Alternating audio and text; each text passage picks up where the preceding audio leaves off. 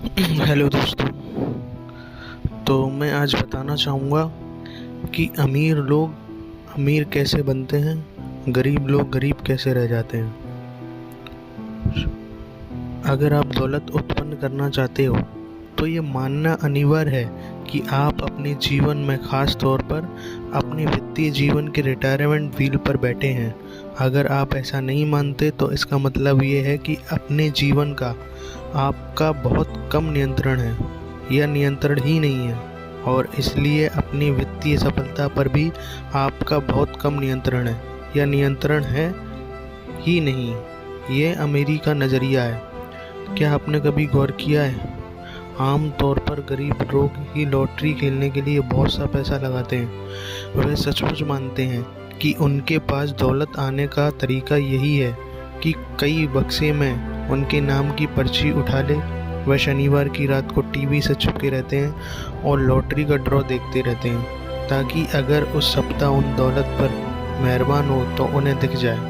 निश्चित रूप से हर व्यक्ति लॉटरी जीतना चाहता है, और अमीर लोग भी कभी कभार मज़े के लिए लॉटरी खेल लेते हैं। लेकिन पहली बात ये, लॉटरी टिकटों पर अपनी आधी तनख्वाह खर्च नहीं करते, और दूसरी बात, लॉटरी जीतना दौलत बनाने का उनकी मूल रणनीति नहीं है।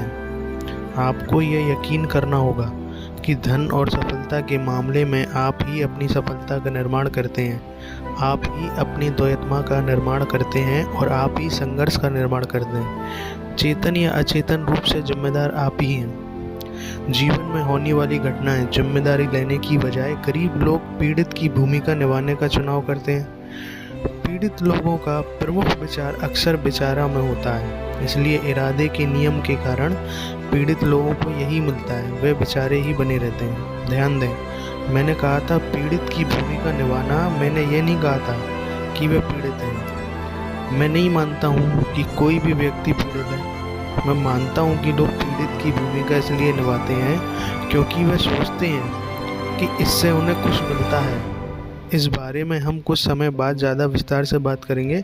आपको कैसे पता चल सकता है कि लोग पीड़ित की भूमिका अदा कर रहे हैं? इसके 3 स्पष्ट संकेत हैं। इन संकेतों में बात करने से पहले मैं आपको ये एहसास दिलाना चाहता हूँ कि पूरी तरह समझता हूँ। इन संकेतों से कोई लेना देना नहीं होगा, लेकिन शायद, सिर्फ शायद, आप ऐसा किसी व्यक्ति को करीब से जानते हो। चाहे जो, मेरी सलाह कि आप इस खंड को बहुत ध्यान से पढ़ें, बहुत ध्यान से सुने और बहुत ध्यान से सोचें। वे अमीर क्यों नहीं हैं? इस बात पर ज़्यादातर पीड़ित दोस्त मरने के खेल में बहुत माहिर होते हैं। इस खेल का उद्देश्य यह है कि आप कितने सारे लोगों और परिस्थितियों को दोषी ठहरा सकते हैं। दिलचस्प बात यह है कि पीड़ित खुद की तरफ देखता तक नहीं, कम से कम इस पीड़ितों को मज़ा आ जाता है। बहरहाल यह दोष रोपण उन लोगों के लिए बहुत मज़ेदार नहीं होता जो दुर्भाग्य से उनके आसपास रहते हैं। ऐसा इसलिए क्योंकि पीड़ितों के करीब रहने वाला लोग आसान निशाने बन जाते हैं।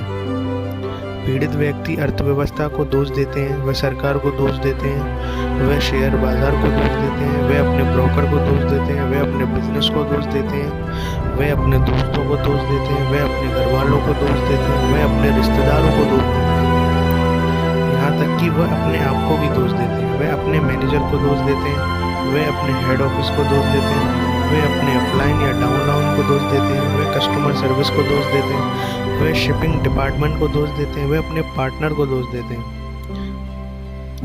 हमेशा कोई ना कोई दूसरा व्यक्ति या परिस्थिति होती है जिसे दोषी ठहराया जाता है। समस्या उनके अलावा किसी भी चीज़ या व्यक्ति में हो सकती है।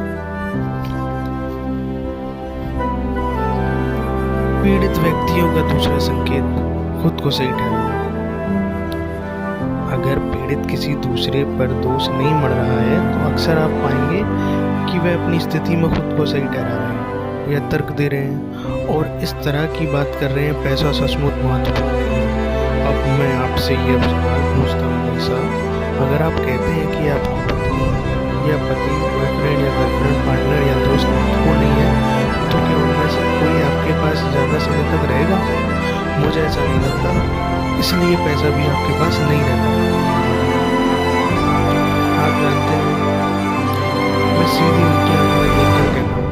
कड़के हैं, ठीक है ना।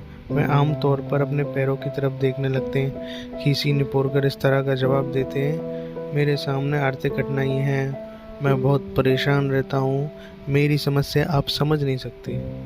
भाई, आपकी समस्या आपका समाधान है दोस्त, कोई दूसरा नहीं करेगा।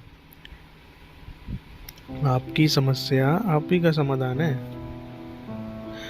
मान लो अगर आप मोटरसाइकिल को महत्वपूर्ण नहीं मानते तो क्या आपके पास मोटरसाइकिल होगी? जाहिर है नहीं होगी। अगर आप पालतू तोते को महत्वपूर्ण नहीं मानते तो क्या आपके पास पालतू तोता होगा? जाहिर है नहीं होगा। इस तरह से अगर आप पैसे को महत्वपूर्ण नहीं मानते तो आपके पास पैसा भी नहीं होगा। आप इस ज्ञान से अपनी दौलत को हैरान कर सकते हैं। कल्पना कीजिए कि आप अपने दोस्त से बातचीत कर रहे हो और आपसे कहे पैसा महत्वपूर्ण नहीं है। आप अपने माथे पर हाथ रखकर ऊपर देखते हैं जैसे आपको आसमान से संदेश मिल रहा हो। फिर आप कहते हैं तुम कड़के हो। इस पर आपका दोस्त सदमे में बेशक पूछेगा तुम्हें कैसे पता चला।